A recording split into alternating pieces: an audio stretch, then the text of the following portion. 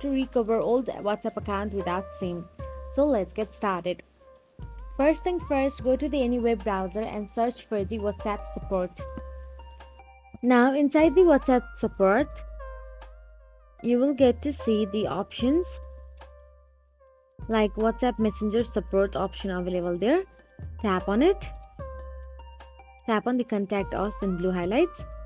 Now all you have to do is write down your previous old account email address, the phone number and everything, and write down to the WhatsApp support that you want to recover your old account but you don't have SIM available at the moment in the description box, and they will look out to your account and make sure that it is you by asking for the identity verification.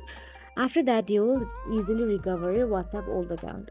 So that is it. If you found this video helpful, please like, share and subscribe, and thank you so much for watching.